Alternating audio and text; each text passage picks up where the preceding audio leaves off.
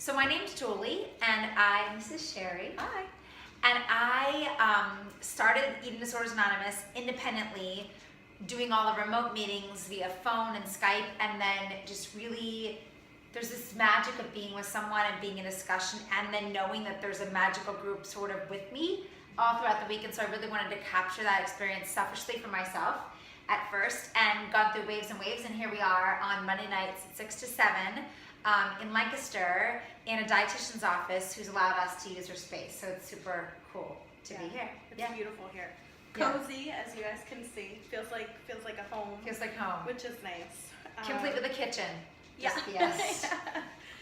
So Let's we did see. step one Yep. last week, or a couple weeks ago, I guess. Couple weeks at ago, this 2 point. weeks ago, yeah. So step 2 brings us to, we came to believe that a power greater than ourselves could restore us to sanity. And I think that it's interesting because I just said, you know, for me, higher power started off being the group. Higher power started off being like a thing, because I really wanted to have something tangible, and it didn't seem like that higher power was enough. So by making group and the steps the higher power, it sort of anchored in something. And so, you know, the word that rings off the page to me about that statement, came to believe that a power greater than ourselves could restore us to sanity, is believe. Because for me, believe means trust. Yeah. Yeah, and I like that they say power too. Like you said, if do what's gonna make this most effective for you. Do, you know, what this doesn't, it's not so stringent that you have to do exactly what it says. It is subjective, like we talked about before. Every time you go through it, it can mean something a little bit different. So if that power greater than you is the group, or is the big book, or whatever it might be. But right, so step 2 is the process of believing in that, which I know we had talked about before in group, that this is a hard one. It's hard to fully come to terms with step 2. It's hard to always believe day in and day out that sanity can be restored. And I think, you know, it's allowing for that to ebb and flow. It's allowing for it to, for you to believe really strongly one day and then be like, well, this just isn't working, you know, the next day, and then come back to it. As long as you come back to it, you're gonna be okay. Well, that makes a great point, because I think, so like the definition of insanity is doing the same thing over and over again. So like you said, as long as you come back to it, then you're not doing the insane version, because you're creating something different, like you're like shifting it.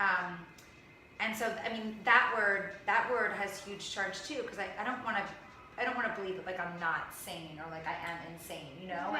Right. And so much of me, there's a loaded step. So much of me feels like, you know, it's so hard to put my belief out there. Like my belief on a higher power, my belief on a dietitian, my belief on a meal plan, my belief on a therapist, my belief on a group, my belief on a step. Because for so long, it's been, well, everything out there is toxic, sort of. You know, like I've done the opposite. Like I've believed in just what's in between these two temples, you know? Yeah, and you've built your whole life thinking you can trust what's up here. And it's a hard thing to come to terms with, that my thought process, the way that my brain thinks about this, is not accurate, or is not healthy, or, you know, that it needs to be reframed. And coming to terms with needing to make that change is absolutely a really big thing. And instead of just being like, well, I need to try harder, I need to be more steadfast, I need to take on more control, and taking that reverse approach to it is a very foreign thing to a lot of people struggling with eating disorders. Someone said to me once, do the opposite of what the eating disorder says. And I think about that a lot, and every single time, whatever the eating disorder says, the opposite of it is always like the thing that I feel like is the higher power. You know, like it's the thing that's, the opposite of what the eating disorder is saying is usually like the thing that I think, it's freedom. Yeah. You know? Yeah, well, and I like that too, that you've named, you know, your eating disorder Ed, and kind of personified that. And I think that that's one unique way of coping with it is understanding that this is a thing. Mhm. This is the part of your brain that is making decisions that you need to stop, look at it, and then choose something else. And every time, it's scary. It's like, it feels, I don't know easy. why. I mean, I guess because came to, it insinuates that there's some sort of like completion or, Yeah. excuse me, like a belief that's been solidified. Right. And I almost feel guilty saying that because, like you said, it does ebb and flow. Right. It's not always so. I mean, now the little caveat below it in the back says we started to believe that we could get better. Which feels a lot Better, yes. better. Yes, Feels a like lot. the bold print has it, and then like underneath the bold print it says we started. Like I like we started to believe versus we came to believe Right. that there was a fundamental healing power upon which we could rely for recovery. And I believe again that like it's so easy to believe. Like I can come to believe that the sun's gonna rise and the moon's gonna come. Like I can believe that. I can believe that in the spring, April showers this morning will bring May flowers. Like I believe all of that. I believe that, I'm not worried about the world gonna blow up. I'm not really worried about global warming. I'm not worried about, honestly, I'm not. Like I believe all of that stuff. Like I believe there's something that's holding the planets together. I believe in, like I loosely believe in the government, loosely. But I just do. Like I believe in all of that. It's when it comes to my physical body and the disease that it's so extremely hard to come to full belief. Where other things, it's totally fine. That's interesting that you're able Yeah. to. And do you think part of that is just you've been living with this for Since- so long, yeah. with a different set of belief systems, and the things that you're saying that like you believe, every year, and there's something really tactile and physical about those kind. Like I can see that it rains, I can see that flowers come up, like I can see.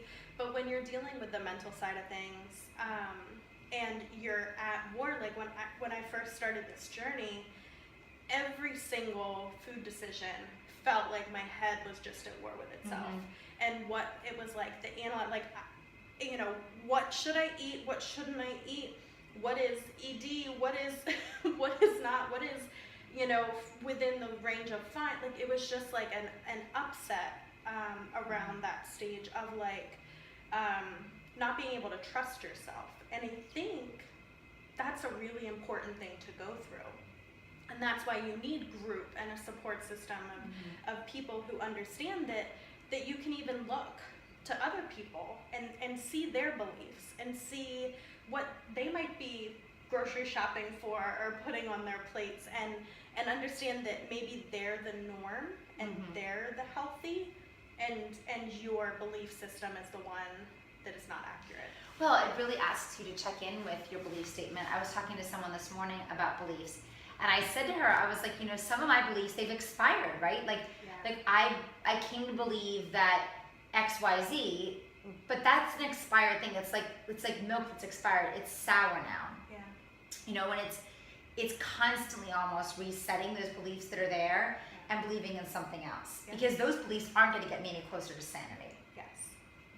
Those beliefs are pushing and you back just into... understanding too, like I think the other part of that is that accepting as well that this is a form of insanity. This is an insanity. Yeah. Again, like I would probably choose different It's a words. strong word.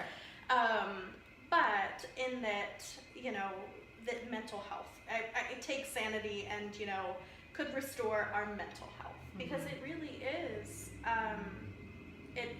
there's that big piece to it that you think you're managing, you think you're okay, but there's such a huge component and so much, we talk about a lot about like suppressing those emotions, and you're not venting your anger or your sadness or even your happiness. Everything's muted, and so I think that's part of it. It's not sane.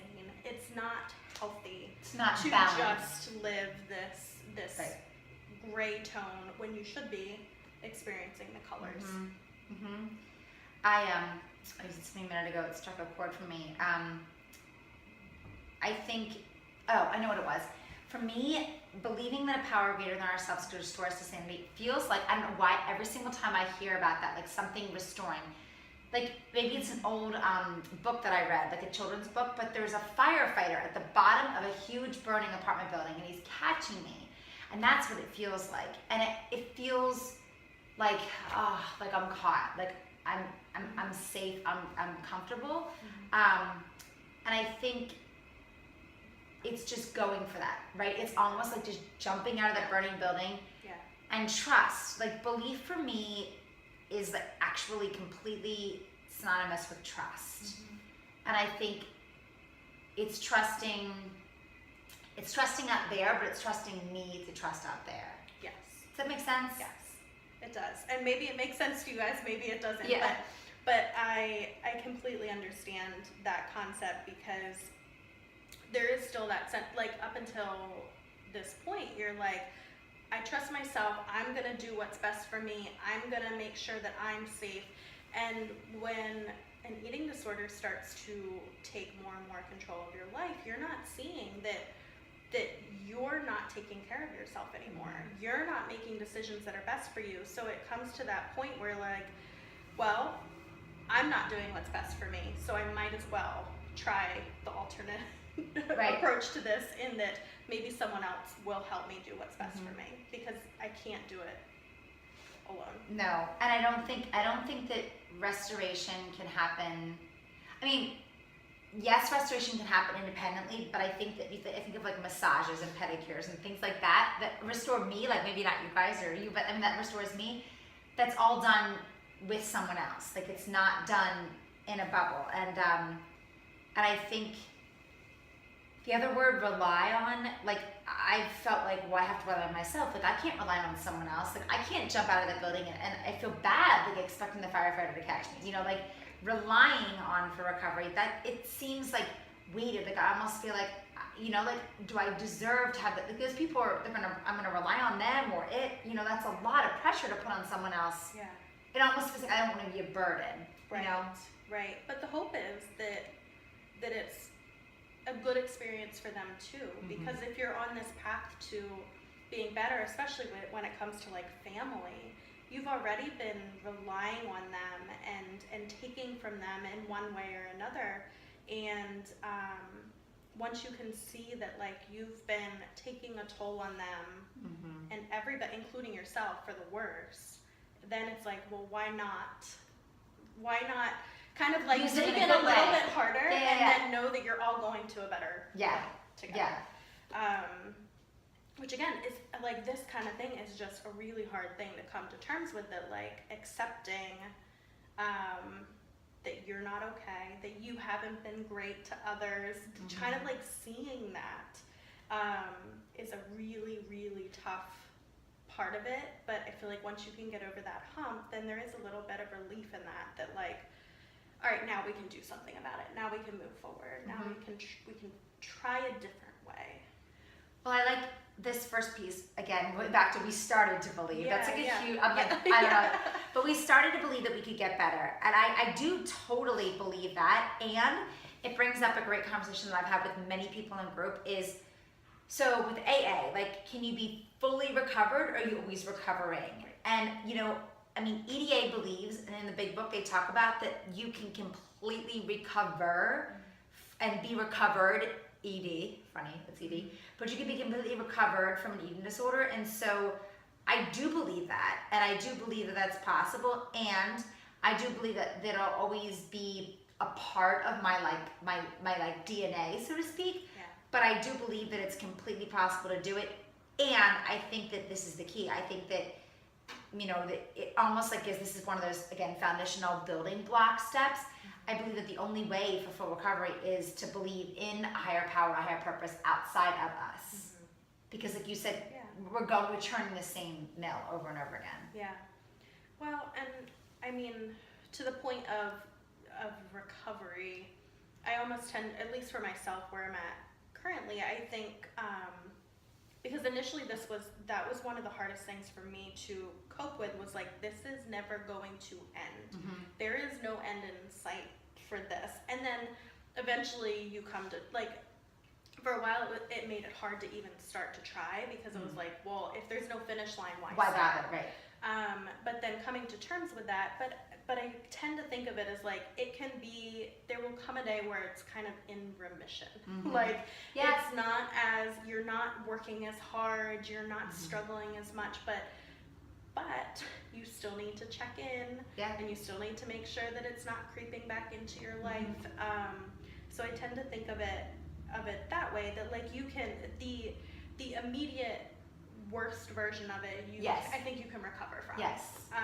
But it's never not gonna be there. It's almost like I don't know, like, yeah, it's like, it's something that, like, you do the work, you do all the, like, you do a lot of work in the beginning, but then it's not something you can just put, you can not just tie it in a bow and put it away. I mean, it's and that's why so many people come back to the steps. I think people Yeah. work step 11 and 12 constantly with sponsoring it, and that's why I sponsor, is to really keep Yeah. myself aware of it and be in the conversation, and it definitely helps to keep resetting, you know, all the time.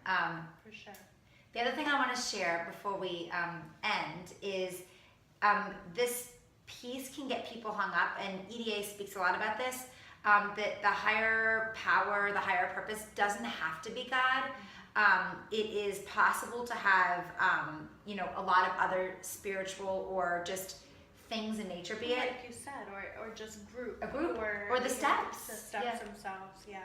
They do talk about that, and then it just basically they say the purpose of having a higher purpose or higher power is to allow us to keep calm and carry on with what really matters.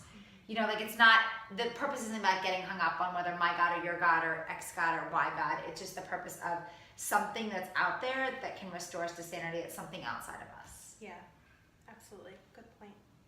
Well, Right. thanks. We'll be back next week with step 3. Bye. Bye.